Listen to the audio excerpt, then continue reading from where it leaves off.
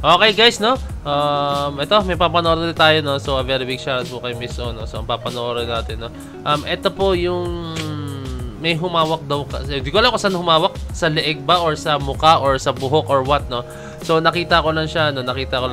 And ito, tingnan maigi itong video na to, no? So, bago simulan itong video na to, kindly leave a like, subscribe, and kindly ring the notification bell para alam niyo pag ako nag-release ng bagong video, no? So, yun guys, without further ado, let's all watch this.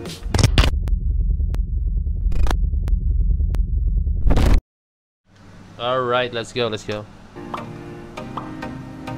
Ginawa ng fan na ito kay Stell, di dapat tularan. Okay, so, ano pala siya, no? Parang hindi siya maganda yung ginawa, no? Okay, tingnan natin, no? Ano bang pinaka-action ng ginawa dito? Mic test, okay. Alam ko hindi ko maganda yung mic. First of all, we can totally relate with the kilig and excitement ng mga fans, lalo na kung nasa harapan na natin ang mahalima. But please lang, just as we dislike and despise people touching us, lalo na yung mga taong hindi naman natin kilala, sana we extend and relate that mindset to our mahalima. Nakaka-disappoint nga ginawang ito ng fan na hinawakan sa mukha at leeg si Stell. This is so very wrong. Kahit pa siguro hindi artista, hindi celebrity, at kahit tayo na nasa ganitong sitwasyon ay aalma talaga. We can see Stell na kalmado lang inalis ang kamay ng babae at nakangiti pa rin. Our boys have always been generous in tayo na nasa ganitong sitwasyon ay aalma talaga.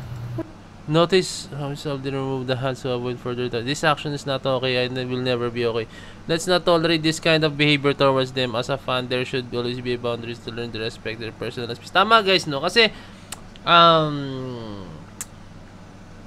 tandaan nyo guys, no? Kahit sino naman guys, para magiging hindi komportable pag hinawakan kayo sa leeg, sa mukha, nang hindi nyo kilala, no? Diba? Kahit sino naman, kahit kayo guys, pag hinawakan ba kayo sa mukha ng isang nang hindi nyo kakilala, may komportable ba kayo? Syempre hindi, no? Just like Stell, ganun din siya. No? Although na sige, fun yan, no? Fun po siya, no? I think fun yan. Like, hindi niya napigilan. Like, hinawakan niya si Stell, hindi niya napigilan, no? Pero, ang awkward nun, as in, ang awkward nun para kay Stell, no? Iniisip ko nga kung ano nasa isip niya ni Stell that time, pero hindi natin may isip ko ano nasa isip niya, no? Let's go, no? Let's go.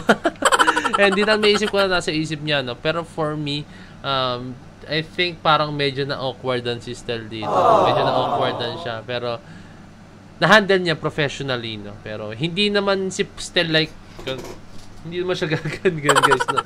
Ano naman yan si Stell, eh. Talagang, ano naman siya, kahit go with the flow naman yung Stell. Kaya, kahit na yung mga ganyang pangyayari is talagang, ano niya, like, in a good way niya siguro i-ano ang isang bagay, no? Pero, looking at this video, no, medyo naman siya, nakangiti siya, like na-handle niya ng maayos naman, no. Pero for me, ulitin ko ulit, hindi okay yung ganito, no, na hahawakan mo ang isang artist kahit sobrang idol na idol mo siya. Ang creepy siya, creepy, eh, or parang ang cringy, or I think awkward yung pinakamadaling term, no. Awkward yung pinakamadaling, napaka-awkward niya, no, 'di ba? We can see Stell na kalmado lang inalis ang kamay ng babae at nakangiti pa rin. Our boys have always been generous in interacting with the fans na talagang lumalapit pa sila. Pero kung may ganitong mga fans na nanghahawak, nanghihipo, baka magho-hold back na sila at didistansya na. Tama, isa rin yun, no? Mamaya, mailang na sila, magkaroon sila ng trauma, di ba? Like yung ganyan. Tayo yung hawak, no? Talaga nandito, no? Talagang kapit na kapit. Grabe. Ibang level na yan. Okay lang sana siguro kung hinawakan na yung earrings. Pero hindi rin eh. Okay lang siguro kung shake hand, like inalok ni Stell yung kamay niya, di ba? Pero kung hindi naman inalok ng artist yung kamay niya or what, no? Wag naman sana nating, abusuhin, no? Pwede siguro kung sinabi ni Stell, kunyari, nag-ask ng permission yung fan, pwede mo mahawakan yung yung leeg mo sa likod kasi gusto ko lang ma-feel or what, no? And kung may permission ni Stell, okay, sige, why not, no? Pero kung wala naman, wag naman yung biglang aanihin natin, no? Pero syempre, knowing Stell, no, hindi naman siya tatanggi rin, eh. Syempre, sa mga ganyang bagay na syempre para sa mga fans din naman yun, no? Like, lang guys, nag-stretching, yan, tumunog na. Okay, siguro kung gagawa tayo ng isang move, pwede tayo mag-ask ng permission, no?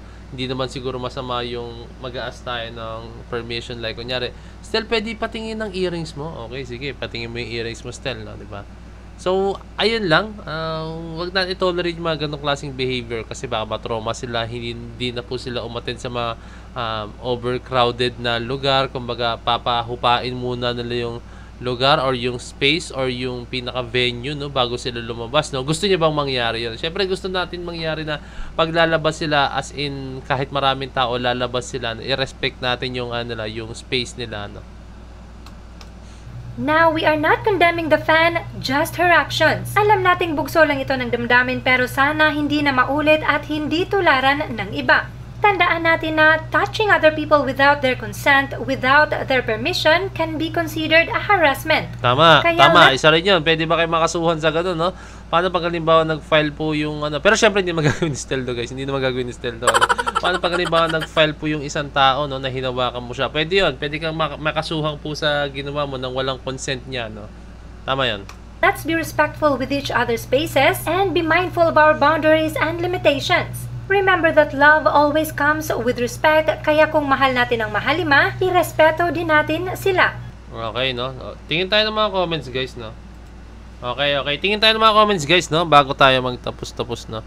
Okay, ang sabi ng isa rito is wag natin hintayin na maging mahigpit ang management. Tama, pagdating sa pag-interact sa atin, know your limits. Tama, guys, no? Pag may mga ganyang moments, baka talaga, maghigpit sila, no? Talagang hindi nila ibigay yung yung mga binibigay ng mahalima sa atin, no. Although na gusto nila, pero syempre pag napansin ng management to, no, wala, end game na. Hindi na makapag-interact ang mahalima sa atin tulad ng dati. Yan, baka susunod hindi na lalapit ng ganyan sa mga fans, no. Kung ganito ang ibang mga fans, wag na magtaka if magiging protective baka nilang personal bodyguard. Yes. Gusto niyo ba to the point na yung bodyguard isahawiin kayo persahan, yung sobrang physical na po yung ginagawa nila. Syempre, walang may gusto ng ganun, no? Pero baka maging ganun po ang mangyari kung itutuloy-tuloy po natin yung mga ganitong klaseng gawain, no? Kaya please, paalalahanan po natin yung ibang mga tao na wag natin i-tolerate yung mga ganito, no? Mahirap kaya. Alam niyo yung nangyari kay Okay, I think mag-switch na ako, no.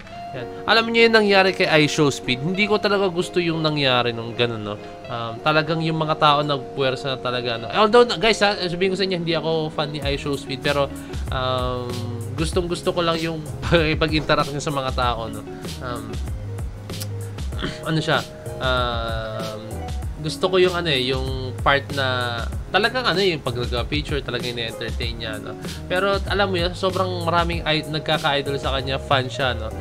Makikita mo sa video, guys, talaga nilalapitan siya ng mga tao, sobrang physical na, sobrang violent na mismo to the point, guys, sobrang violent na po talaga ng ibang tao, no. Kung mapapanood nyo, guys, yung mga bodyguard, tinutulak na po yung fan, ginaganyan na yung fan, tapos may mga part pa nga ron, guys, na sinisigawan na po talaga sila ng bodyguard, no, as in, no. Wag naman sana tayo dumating sa point na ganun, no. Kung magtutuloy-tuloy po yung ganito, sobrang physical, no. And sinabi nga rin iShowSpeed doon na may part na parang ayaw na nga niya bumalik daw sa ganun kasi dahil parang na-trauma na raw siya, sobrang hirap daw, as in, no. Pero ayun lang, naging example ka lang yun, guys, kasi baka dumating sa point na ganun, no. Like yung mga bodyguards nila is mga bouncer na talaga, yung mga malaki na rin po talaga, no. Kaya please, hayaan po natin ang ating mahalima nila na kung anong ginagawa nila is kasi sila rin naman ang bibigay niya. Kunyari, may mga meet and greet nga, di ba? May mga fan meet, di ba? May mga ganun silang ginagawa, no? Hintayin na lang natin yung mga moment na ganun kasi to the point na ganito yung nangyayari, no? Na kalungkot na. So, ayun lang, guys. Kindly leave a like, subscribe, and kindly ring na notification bell para alam nyo pag ako nag-release ng bagong video. So, ayun na. Maraming salamat. So, this is Point of It signing out. Peace! Let's G!